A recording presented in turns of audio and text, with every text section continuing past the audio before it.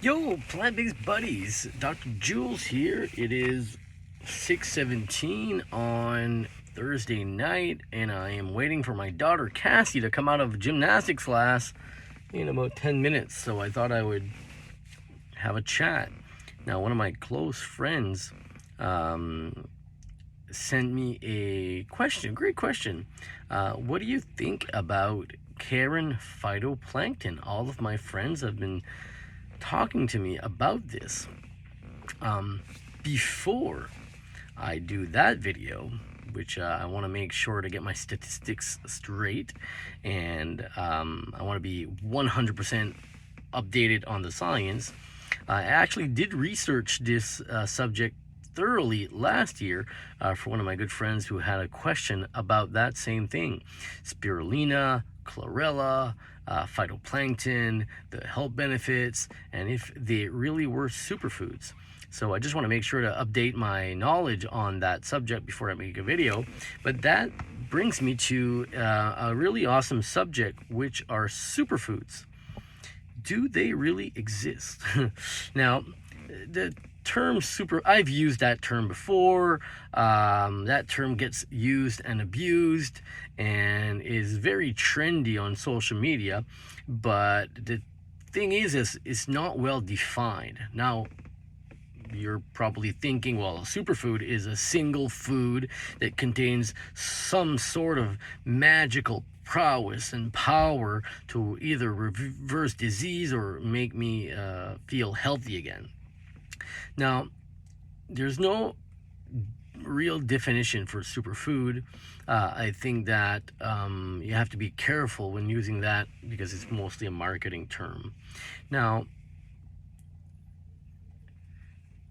when using the word superfood, most people are trying to sell you something or sell you a particular food or vitamin or nutrient or compound that would have claims attached to it that would potentially really change health outcomes.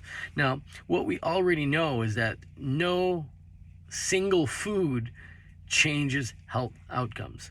So superfoods, really honestly, they don't exist. And if there were superfoods, I would probably be consuming them.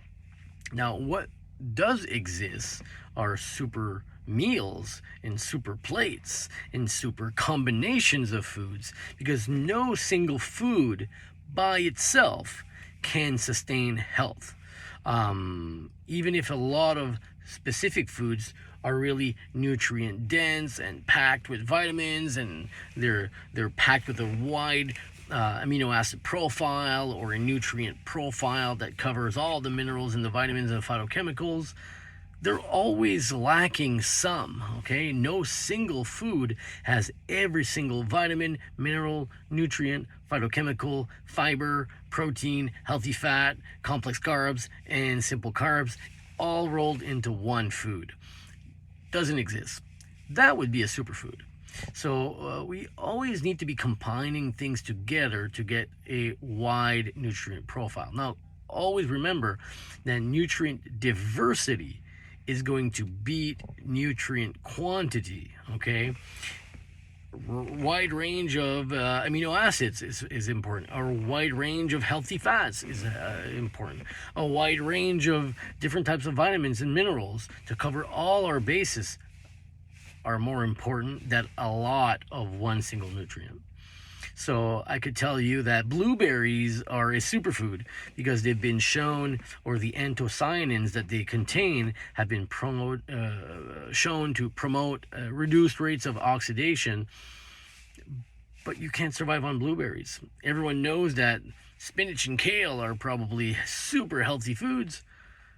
But if you're using just spinach and just kale, you're not going to be healthy.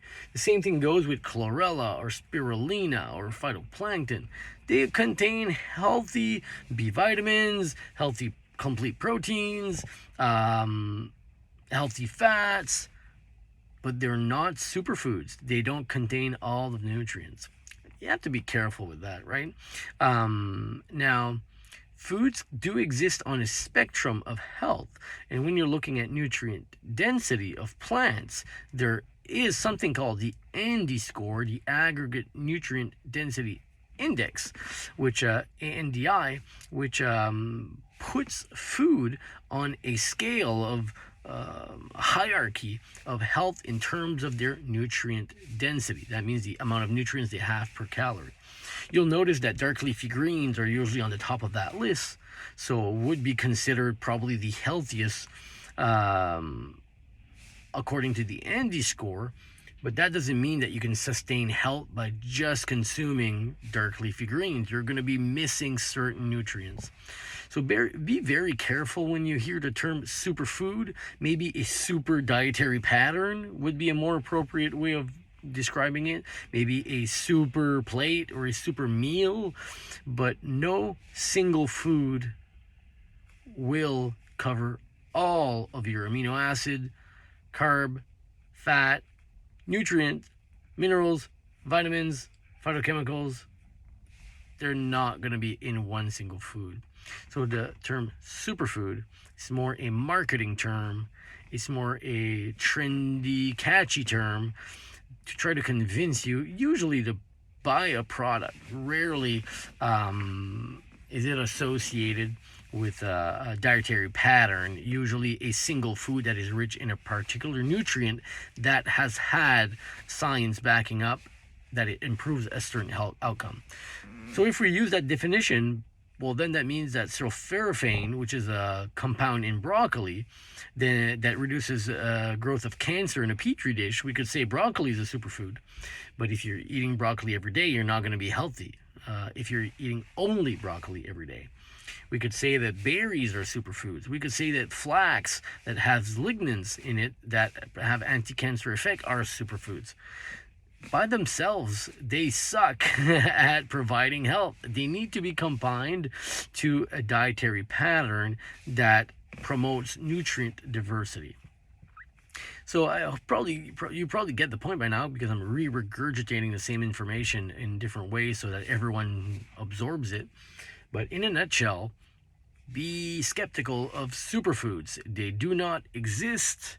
Certain foods have better nutrient profiles or wider nutrient profiles than others, and certain specific foods have more healthy fats than that one, or a wider amino acid profile than that one. But no single food can promote health. Eat a variety of plants. Studies have shown that over 30 to 40 different plants per week is probably the best predictor of microbial health. Bacteria in your bowels make up the microbiome. So not just fiber in plant quantity, but plant variety. And by plants, I mean fruits, veggies, nuts, seeds, legumes, whole grains. So that includes soy products, dark leafy greens, apples and oranges and bananas and carrots and cucumbers, chia seeds, flax seeds, hemp seeds. Plants don't mean lettuce. It means anything that grows in the ground or from a tree. Hope that makes sense. So focus on eating a wide variety of plants from different colors, and that's going to be your superfood right there. Your super dietary pattern, not your superfood. I hope this makes sense. If you've heard of any specific superfood, let me know. And very soon I'll review the different types of foods that we can single out maybe as more as superfoods, like the phytoplankton, chlorella, spirulina, all these types of trendy, catchy things. Cool, right on. All right, Cassie's gonna come out in 2 seconds, so I'll catch you later. Peace.